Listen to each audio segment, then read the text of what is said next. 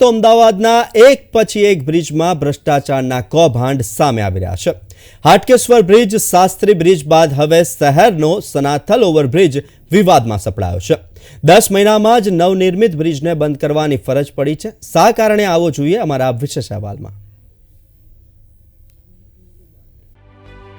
અમદાવાદમાં 97 કરોડમાં બનેલા અને હજુ 10 મહિના પહેલાં જ ખુલ્લો મૂકવામાં આવેલા સનાથલ બ્રિજમાં ભ્રષ્ટાચારના ગાબડા પડી ગયા છે।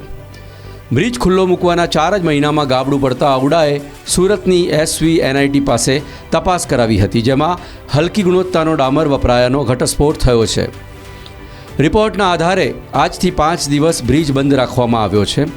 આ મામલે આવડા દ્વારા રચના કોન્ટ્રાક્ટરને વારંવાર નોટિસ પણ પાઠવવામાં આવી હતી।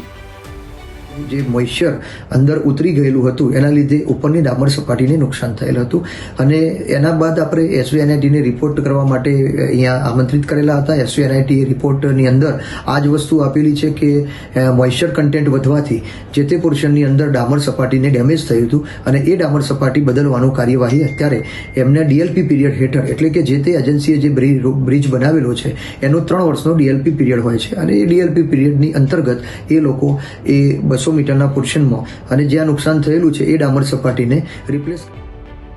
જો કે આ મામલે અમદાવાદ શહેરી વિકાસ સત્તામંડળનું કહેવું છે કે બ્રિજ ઉપર કોન્ટ્રાક્ટર દ્વારા રોડના ડામરની સપાટીનું રિપેરિંગ કામ કરવાનું હોવાથી બ્રિજને બંધ રાખવામાં આવનાર છે।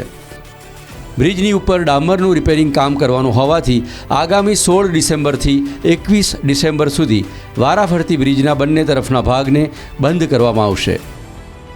આપણે 4 થી 5 દિવસ જે તે એક લેનમાં કામ થશે તો બીજી લેનમાં ટ્રાફિક બંધ સતત નથી કરેલો, ટ્રાફિક કન્ટિન્યુ ચાલુ રહેશે, પણ એને ડાયવર્ઝન આપવામાં આવેલું છે અને એ ડાયવર્ઝન બ્રિજ ઉપરથી જ આપવામાં આવેલું છે। એટલે બ્રિજના સ્ટ્રક્ચર રિલેટેડ કોઈ જ ઇસ્યુ નથી, ફક્ત ડામર સપાટીમાં ખાડા પડવાનો જે ઇસ્યુ હતો એને અત્યારે ડામર સપાટી રિપ્લેસ કરવાનો। હાટકેશ્વર બ્રિજની જેમ સનાથલ બ્રિજમાં પણ ગાબડા પડ્યા છે। ઓવરબ્રિજ પર પડેલા ગાબડા પૂરવા માટે મ્યુનિસિપલ કોર્પોરેશન દ્વારા કામગીરી શરૂ કરવામાં આવી છે। સનાથલ બ્રિજ ઉપરથી દરરોજના હજારો વાહનો પસાર થાય છે, ત્યારે ચોમાસા પહેલાં અને લોકાર્પણના 10 મહિના બાદ જ બ્રિજ પર મસમોટા ગાબડા પડતા અનેક સવાલો ઊભા થઈ રહ્યા છે। કિંજલ બોરીસા, પ્રવેગ ન્યૂઝ, અમદાવાદ।